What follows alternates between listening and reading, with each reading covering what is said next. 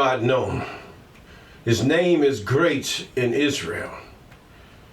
In Salim also is his tabernacle. His dwelling place in Zion. There break he the arrows of the bow, the shield and the sword and the battle, Selah. Thou art more glorious and excellent than the mountains of prey. The stout-hearted are spoiled, and they have kept their sleep, and none of the men of might have found their hands. At thy rebuke, O Yahweh of Jacob, both the chariot and the horse are cast into a deep sleep. Thou, even thou, art to be feared, and who may stand in thy sight when once thou art angry? Thou didst call judgment to be from heaven, the earth feared and was still. When God arose to judgment to save all the meek of the earth, Selah, surely the wrath of man shall praise thee. The remainder of wrath shalt thou restrain. Vow and pay unto Yahuwah your God. Let all that be around about him bring presents unto him that ought to be feared. He shall cut off the spirit of princes. He is terrible to the kings of the earth. Psalms chapter 76. Deliver me from the hands of evil spirits who have thoughts over men's hearts, and let them not lead me astray from thee, my God. Establish thou me and my seed, that we go not astray henceforth and forevermore. Jubilees chapter 12 and verse 20. Yes, yes, yes, all we give praise to the Most High. Praise, praise, praise, praise, praise. All glory to his wonderful name. Yes, that spirit that moved upon the water who has no name, and the wind that moved upon the water that has no name, that created all things. Yes, created all things, inhabits all things. Yes, and without him we cannot move, we cannot live, we cannot have our being. For it is he that gives life, and he gives life even to those that would order their steps aright abundantly. Yes, we thank God for his mercy. We thank him for his favor. We thank him for all the people on the streets warning the wayward soul that there's an impending judgment coming. We give God thanks for those who are on the social media and different media programs telling folks, you're going to have to turn to the Most High, even the law, statutes, commandments, and ordinances of the Most High. Yes. We don't worry about the New Testament. We don't worry about all this other stuff. But the main thing that comes to mind is laws, statutes, ordinances, and commandments. Those things mean more because they tell us how to love God, and it tells us how to love our neighbor as ourself. Yes, that Greek word love, it's a dumb word, to tell you the truth. I love you. Care is better for love. Care for you or whatever, or like you or something like that. But the word love, we have been so bamboozled by this word. There's really no concrete, hardcore meaning for this word. The only thing that can come about is how you treat. And then what is the measure of how you treat your neighbor? What is the measure? See, this is where we falter. We don't know the measure of what we should do. We don't know the measure of how we're being manipulated and how we're being ostracized and how we're being deceived by the powers that are. We're being deceived. The word love is not, what is the measure of love? Only thing a person can ascribe to the measure of love is the law of the Most High. Even in your New Testament, it doesn't give you any concrete measure of love, except for you obey the laws, commandments, and statutes of the Most High. And this has been since the beginning of the earth. Many of you think it's just that was handed down to Moses. No. The measure of love is given to the Egyptians. The measure of love was given to all of the brothers, Shem, Ham, and Japheth. The measure of love was given to them. In other words, how do I know that I'm doing right by my brother? God gives you a measure and asks you to abide by him. And how do I know I'm doing right by God? God gives you a measure. In other words, a rule. A law, a rule, yes, something to measure. Rulership, rule, yes. This is what God gives us. So let us govern ourselves accordingly to that measure, that we might fear the Most High. This is how we know we respect God. Some of you say respect, some of you say fear. But by his laws, commandments, statutes, and ordinances, this is how we know we fear God. Yes. Or we respect God, or we love God with all our heart, mind, and soul. And we love our neighbor as ourselves by this measure. Yes, and we're in the book of 1 Kings. Yes, 1 Kings and chapter 21. And also we thank God for those of you that have been with us since the beginning, and those of you that have been with us here and thereafter. And those of you who have just subscribed, those of you who are about to subscribe, calling those things that are not as though they are. Yes, we do thank and praise the Most High for you. And also, I took a break yesterday because trying to find out, got a tooth on the front that needs to have, my whole mouth needs to have some type of attention paid to it. But for now, it's just like you got old clothes. You just keep it as clean as possible. They ain't gonna wear, they're gonna tatter by whatever we do. And I know I've been rough with my teeth. You're talking about candy and all other vices in my youth and all that other stuff. But we thank God that still he allowed them to be here for this day. Yes.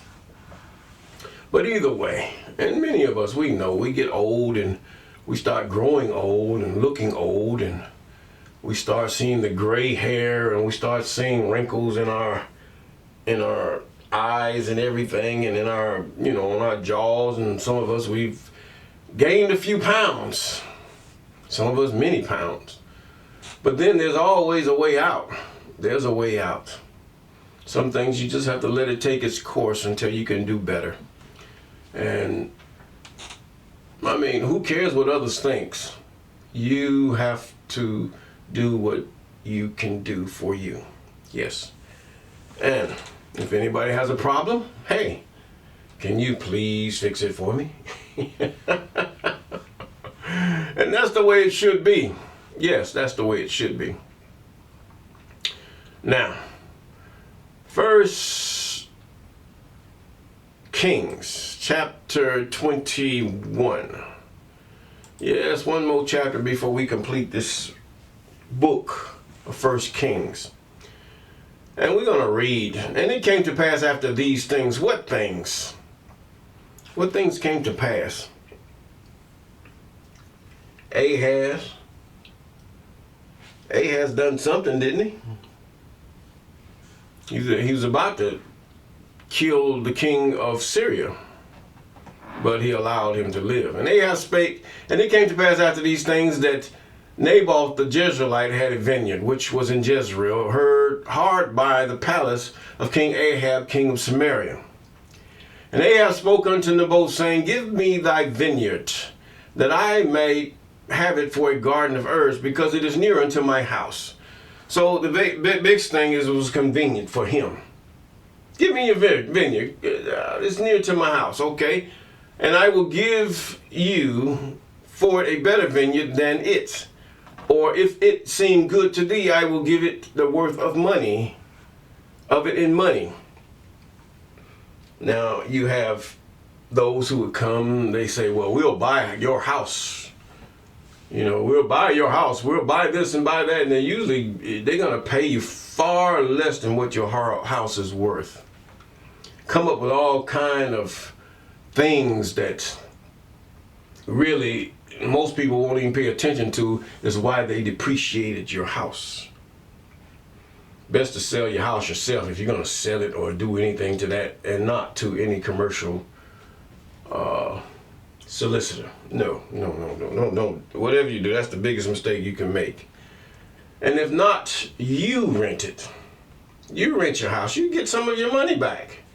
If you rent your own house, if you plan on moving or whatever, lend it out to a lender or some type of, should I say, many realtors would be glad to rent your house out, because there they can maintain it and they can, make sure that everything is done right to your house by giving you if you're paid for it, yes, and giving you a good amount to suffice you. And over time, you will have gotten some of your money back from the purchase of your house, whether you want to go on travel or you want to live abroad or somewhere else. You can do these things. Now, which was in Jezreel by the place. Now he says, I'll give you a better vineyard than it, if it seemed good to thee. Now this should be the way it should be, if it seemed good to you. If you would do this. See, the king wasn't being a dictator over Naboth.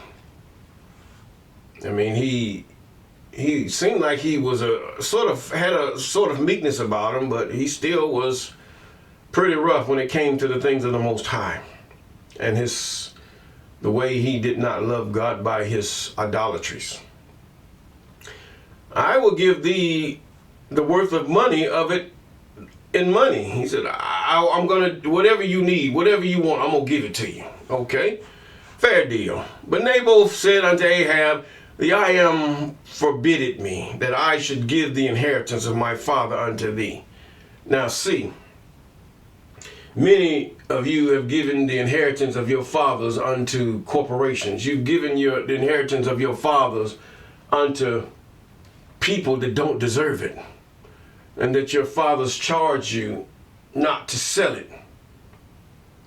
It should stay in your family forever, that your children, your offspring, might have somewhere to go if everything falls through, or some child or something lives on that land and maintains it for generations to come. And some of these people that comes against you, they're biased. City, they want to build things through your land. They just want to take it, not even paying attention to you, even though instead of saying, hey, this is his land, let's go around it. Because even the cities and the countries and state, it does really, legally, they do not have any rights to your land. They may have made laws, but common sense tell you they have no rights to your lands. If you say don't come here, they need to go around, period. But yet I'm this person and I say so and I'm right because I made a law concerning it. That's not the way it works, but this is the way they work. Okay? And Naboth said to Ahab, God forbid, in verse 4, Ahab came into his house heavily and displeased because of the word which Naboth the Jezreelite had spoken to him, because it did not fit the king's agenda, somewhere close and convenient. Okay? Now, Naboth the Jezreelite has spoken to him, for he has said, I will not give thee the inheritance of my fathers. No, this my fathers were allotted at the beginning. When they first came into the land of Israel, this is what my fathers were allotted. Some of your fathers have kept their 40, or by some reason they inherited the land after certain times and stuff. But then here you got thieves and big rich corporate people want to come and take your land by auspices of a law. It's the same thing as this. And he came and he laid him down upon his bed and turned away his face and would eat no bread. Now this here is this is like a spoiled child, as far as I can see here.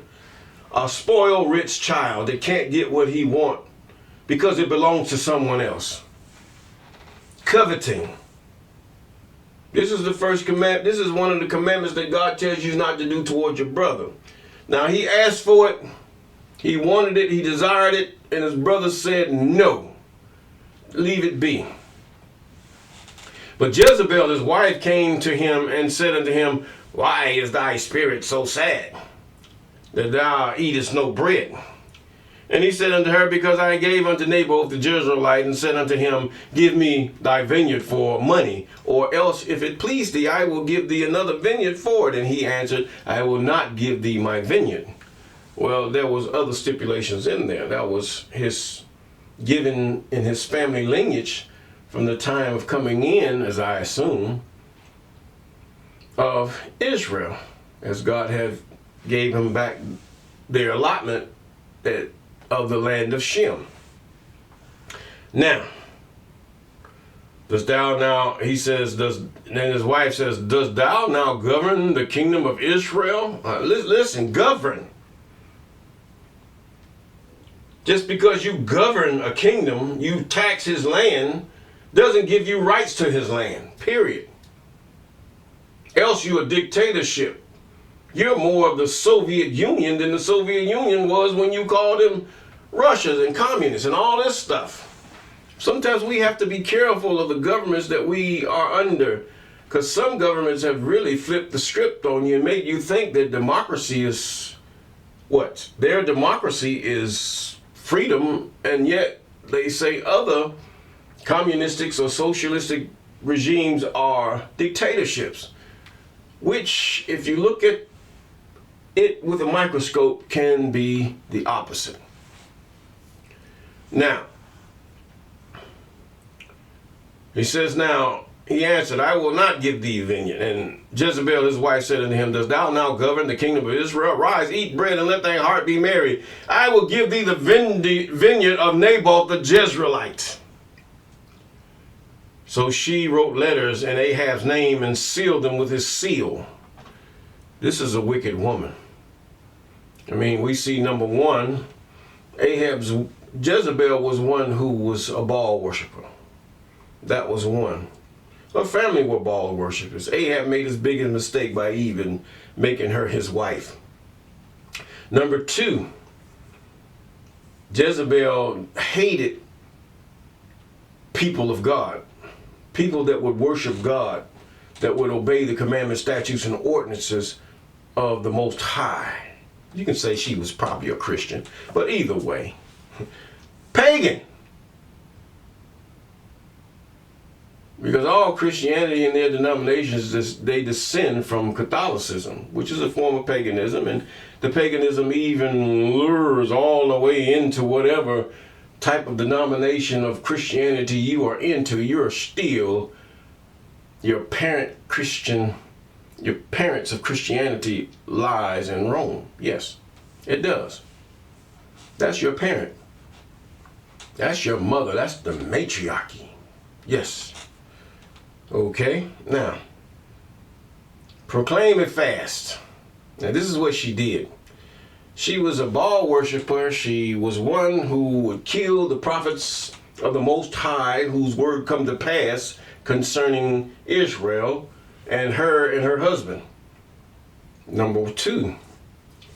Now, this here she did that her husband had given her power. She some kind of way manipulated him to give her power, or he'll look over what she have done, and she could dictate whatever she want to the kingdom of Israel. Now, mind you, David's kingdom is split. David has no kingdom. Israel has been given unto another part of Israel, or Israelites.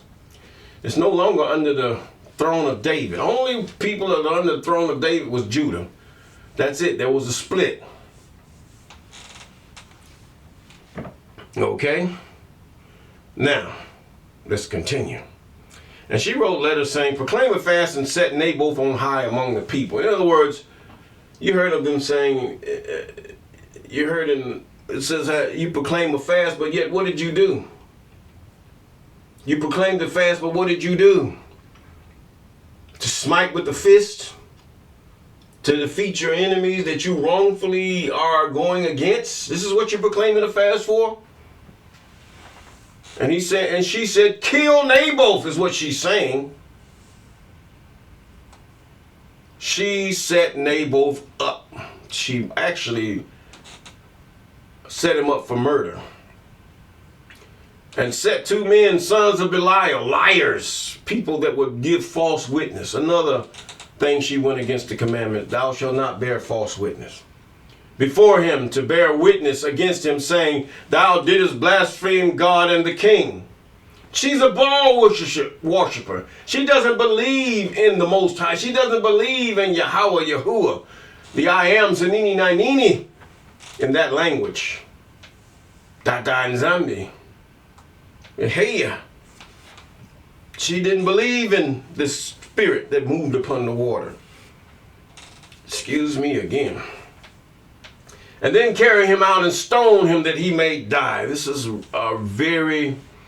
woman had her own thing. She had her own power. She was equal with her husband. She felt she was a god over Israel. This is how the devil set her up. And this is how God chastised Israel too. Nevertheless, by allowing this. Now, and the men of the city, even the elders and nobles who were inhabitants of his city, did Jezebel sent unto them. And as is written in the letter she had sent unto them, they proclaimed a fast and set Naboth on high among the people. In other words, falsely accused. Many have been falsely accused just to take what they have. You find out those who are falsely accused in the land. What was it? There is an object. Follow the money. Follow the land. Follow many things that they've taken. Namely, you say the Americans that are black. Because you can be not only black Americans are in South America. It's America, period. Now, you can be a black U.S. American, a black Brazilian American, or it's not Afro-Brazilian. I heard that term. There's no such thing. You is a Brazilian who happens to be black. You are an American, U.S. American. You are a Brazilian American. You are, should I say, a Mexican American. In other words, one who was born in that country, who happened to be black, or who have to be brown, or if you're going to use a crayon color, okay? Now, we have to watch the words, watch the words that people use, especially here in this country or the Americas. A Mexican, one born in Mexico, isn't regardless of the language they speak, they're still an American. Yes, all the way down to the southern tip, they're still Americans. All the way to the northern tip, they're still Americans. Now, what part of the Americas you come from? Those of you from other countries, an American. No, they are not all of them are not under the U.S. You have China in America doing the things that they do, dealing with a certain part or countries of America. They call it the Americas. Watch the terminology that they use. Else you're going to be bamboozled and messed up, thinking all Americans are Caucasian. Not true. It's not true. And whenever you spot it, correct it. What kind of American are you? I'm from Venezuela. So you're a Venezuelan American. That's what it is. You have to realize South Africa is the same. South America is about like the same as Africa. They have different countries in South America that were divided up by the Portuguese and Spanish. The same as Africa, the same as the United States. But the only ones that really cleave to each other was America. Now then you have South America, which are different governments and stuff, to bring on the same effects as they did Africa. In other words, try to make them poor, and try to make them promises that they can't keep, and make them just owe and get into debt. Just like in his book, The Souls of Black Folks. If you ever read that book, it's about being down in Georgia during post-slavery days and how they would manipulate black people, farmers, that they couldn't grow their own crops or nothing like that, but everything they had belonged to the colonizer. Yes, same thing they did with Africa. The same thing. This same thing is taught to different people. I don't want to get into too much of that. I like it, but still, you have to know, your mind has to be free to understand how this world is working. And it's about to change. It's changing now. And it came to pass in verse 15, when Jezebel heard that Naboth was stoned and was dead, that Jezebel said to Ahab, "Arise and take possession of the vineyard of Naboth the Jezreelite, which he refused to give thee for money. Now Naboth is not alive, but dead. But didn't he have offspring? Doesn't he have kinfolk that would take over that land? But she stole Naboth's land." It was her. It's the same thing as David stole the wife of an Hittite by having him killed because of his own desires and that he was king. I'm king and I say so. I'm the governor and I say so. I am mayor and I say so. I can make up laws and I can get rid of laws just to make it fit my agenda. The same thing with the highest office in the world. I can make up laws and delete laws to make it fit my agenda. This is evil toward the people. Evil. Now here come the Most High. Woo. And the word of the Most High came to Elijah the Tishbite, saying, "Arise, go down to meet quickly God is going. Go down and meet Ahab, king of Israel, which is in Samaria. Behold, he's in the vineyard of Naboth, whether he is gone down to possess it. And thou shalt speak unto him, saying, Thus saith the I am, hast thou killed, and also hast taken possession? And thou shalt speak unto him, saying, Thus saith the I am, in the place where dogs lick the blood of Naboth, shall dogs lick thy blood, even thine." Oh, God was angry. He was angry. And Ahab said to Elijah, in other words, God don't want you shedding innocent blood. You go across that man's land with your railroad tracks trying to steal his land and manipulating things and making things up. God's coming after you. For some of you who knows whom and of what I'm talking about, that's what I'm talking about. And he answered, "I have found thee, because thou hast sold thyself to work evil in the sight of the I am. Behold, I will bring evil upon thee, and take away thy posterity, and cut off from Ahab him that pisseth against the wall, and him that is shut up and left in Israel." In other words, everything down from the little toddler that you have, God is going to take care of you, buddy. "And will make thine house like the house of Jeroboam the son of Nebat, and make thy house like Baasha the son of Hijah." You can say Ahaya. "For the provocation wherewith thou hast provoked me to anger, and made Israel to sin. And Jezebel also spake, and of Jezebel also spake the I am, saying, The dogs shall eat Jezebel by the wall of Jezreel," because she had went forth without even permission of her husband. She won his sympathy, and that she had this man killed. Now she pleased her husband that she may do what she wanted to do, that she could continue her Baal worship and her evil against the people of the Most High that would worship God. This is what she did. Be careful in your camps and in different places where you are. There's that woman who's with your leader, but she doesn't love that leader.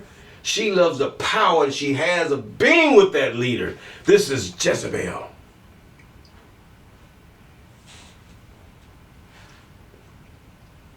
But there is none like unto Ahab. It says now, he says now, look, he says now the dog shall eat Jezebel by the wall of Jezreel. Watch. But there is none like unto Ahab. He said, in him that dieth of Ahab, in verse 24, in the city dogs shall eat, and him that dieth in the field shall the fowls of the air eat. See, God ain't playing. You can explain God downcast God, and cause the Most High to be just pushed aside by your explaining his workings away. But eventually you're going to come back and say, this was God. You sure are. You sure are. Yes, this is going to happen. He says, there was none like unto Ahab in verse 25, which did sell himself to work wickedness in the sight of the I am, whom Jezebel, his wife, stirred up. This is Jezebel. Period. This is Jezebel. All other things of Jezebel is false. But he said to work wickedness in the sight of the I am, regardless of whether it is genocide, whether it is what you would call Planned Parenthood, disguised as Planned Parenthood, or some type of sickness and diseases, having dreams and all these other things, whom Jezebel, his wife, stirred up. He sells himself to work wickedness in the sight of the I am. How did he do this? Sell himself. He sold himself to his wife, who stirred it up. He let her go with it, instead of putting her on the chopping block. And then he did very abominably in following idols according to all things, as did the Amorites, whom the I am cast out before the children of Israel. This is why God told him to wipe them out. We need to wipe out every piece of idol, everything that is apart from God, everything that is not God. From Christianity to Islamism, just the commandments, statutes, ordinance of the Most High. Somebody say, they give you a label. Oh, you're just Old Testament only. You doggone right, I'm Old Testament old, because the rest of it is just manipulation, and it has done you no good. Most of it have caused you to be docile. Many of you are the African continent have been put down when you were following the commandments. Many of you were doing these things. Ashes upon your face, they call it juju. And then the fact is, many of you in the United States, here you are taking this, and they use to justify themselves the Bible to hang you on trees and all manner of evil, to justify their hideous deeds using the Bible. And that's the worst crook. And he did very abominably in following idols according to all things as the Amorite. He told him to cast them out. Verse 27, and it came to pass when Ahab heard those words that he rent his clothes and put sackcloth upon his flesh and fasted and lay in sackcloth and went softly. And the word of the I am came to Elijah the Tishbite, saying, see thou now Ahab humble himself before me. You know, Ahab said, I made a mistake. I did wrong. I shouldn't have done this. I shouldn't allow this woman to carry me and lead me in such a way that I should not go. Many of you that do evil in the sight of the Most High, those of you who have gotten riches by evil means, many for a woman or because of a woman that you wanted to please, that you felt that was the one that your heart was just sown to her. You're going to see where even you got kings here that have deleted their mothers because of their wickedness. This is what God is talking about. But nevertheless, he says, thou seest how Ahab humbled himself before me in verse 29. Because he humbled himself before me, I will not bring this evil in his days, but in his son's days will I bring the evil upon his house.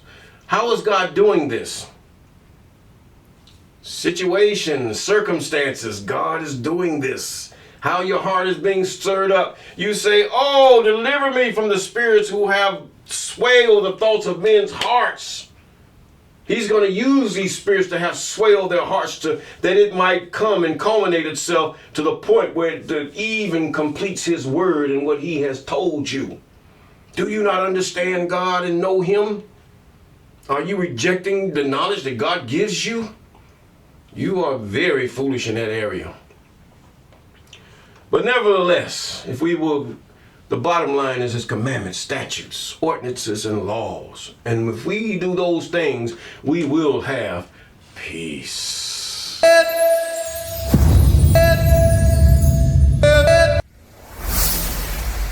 Walk with me.